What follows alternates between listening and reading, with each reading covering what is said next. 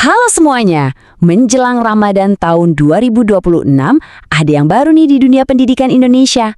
3 kementerian baru aja merilis panduan bersama yang bakal mengubah cara sekolah beroperasi selama bulan puasa. Nah, kita akan bedah bareng-bareng apa aja isinya. Nah, ini dia nih dasar hukumnya. Sebuah surat edaran bersama yang ditandatangani oleh Kemendikbudristek, Kemenak, dan juga Kemendagri. Dokumen ini keluar tanggal 13 Februari 2026 dan tujuannya simpel, supaya para siswa bisa lebih khusyuk menjalankan ibadah puasa, tapi tetap belajar dengan efektif. Terus gimana bentuk penyesuaiannya? Oke, biar gampang kita akan bahas ini dalam 5 bagian utama ya. Kita mulai dari kebijakan barunya itu sendiri, lanjut ke kalender dan tanggal-tanggal pentingnya, terus kita lihat nanti kegiatan belajarnya bakal kayak gimana. Gak lupa ada panduan khusus buat sekolah dan juga buat para orang tua. Lengkap deh pokoknya. Oke, kita mulai dari bagian pertama.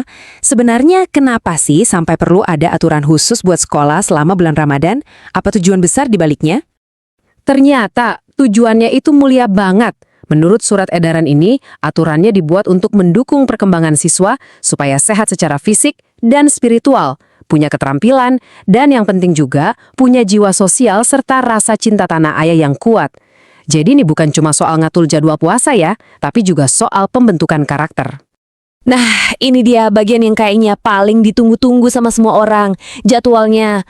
Tolong dicatat ya tanggal-tanggal penting ini, berlaku buat siswa, orang tua, sampai para guru.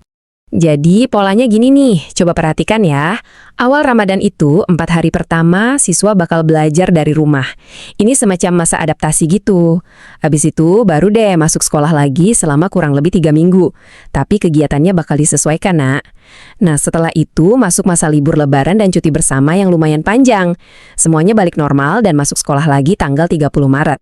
Pertanyaan berikutnya, selama waktu belajar itu ngapain aja sih siswanya? Apa bedanya belajar di rumah di awal puasa sama pas udah masuk sekolah lagi nanti? Oke, khusus buat 4 hari pertama belajar di rumah, ada aturannya nih. Tugas-tugas yang dikasih itu harus yang simple dan seru. Nggak boleh yang bikin orang tua pusing soal biaya.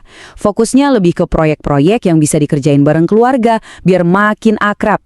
Dan yang menarik, ada imbauan buat mengurangi pemakaian gadget dan internet yang berlebihan.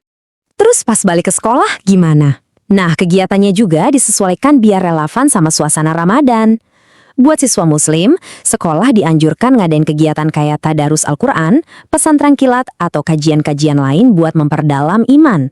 Sementara itu, untuk siswa non-muslim, sekolah juga diminta untuk memfasilitasi kegiatan rohani yang sesuai dengan keyakinan mereka. Adil kan?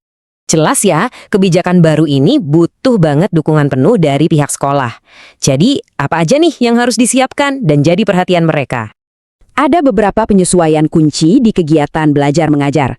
Pertama, kegiatan yang butuh banyak energi fisik, kayak olahraga atau pramuka, intensitasnya bakal dikurangin.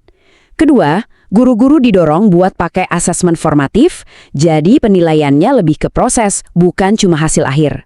Dan yang paling penting, sekolah wajib kasih perhatian ekstra buat siswa berkebutuhan khusus atau yang mungkin agak ketinggalan, biar semua bisa maju bareng. Terus, pas libur panjang, sekolah ngapain dong? Mereka tetap punya tugas. Sekolah harus mastiin semua aset kayak laboratorium, perpustakaan, dan komputer itu aman. Kalau perlu, harus ada jadwal piket. Dan yang gak kalah penting, sekolah harus kasih nomor kontak yang jelas, jadi kalau ada apa-apa, orang tua tahu harus lapor kemana. Oke, dari pihak sekolah udah jelas. Sekarang, kita geser ke peran orang tua, karena ini juga gak kalah pentingnya. Surat edaran ini juga ngasih beberapa saran spesifik loh buat keluarga di rumah. Jadi, apa aja sih yang disaranin buat orang tua dan anak di rumah? Banyak banget. Mulai dari ibadah bareng, baca buku, main game yang ngasah otak dan kerja sama tim, sampai ikutan kegiatan seni atau olahraga ringan. Nah, mengunjungi saudara dan teman buat silaturahmi juga sangat dianjurkan. Nah, ada satu poin yang menarik banget dan ditekankan di sini, yaitu soal screen time. Surat edaran ini secara eksplisit bilang, orang tua diharapkan menetapkan batas waktu penggunaan gawai screen time yang wajar dan disepakati bersama anak. Kata kuncinya di sini adalah disepakati bersama. Artinya, ini bukan aturan sepihak, tapi hasil diskusi antara orang tua dan anak. Keren kan? Selain durasi, panduannya juga ngebahas soal keamanan online. Ini super penting loh. Orang tua diimbau buat selalu dampingi anak pas lagi online. Arahkan mereka ke konten-konten yang positif dan bermanfaat. Dan yang terpenting, lindungi mereka dari konten berbahaya kayak kekerasan, pornografi, judi online, bullying, sampai hoaks dan disinformasi. Jadi, intinya, kebijakan ini tuh kayak jembatan yang menghubungkan peran sekolah dan peran orang tua di rumah, semuanya demi pengalaman ramah dan yang terbaik buat siswa. Nah, pertanyaannya sekarang, dengan kerja bareng antara sekolah, orang tua, dan siswa, kira-kira peluang baru apa sih yang bisa kita ciptakan biar Ramadan kali ini jadi lebih istimewa dan bermakna?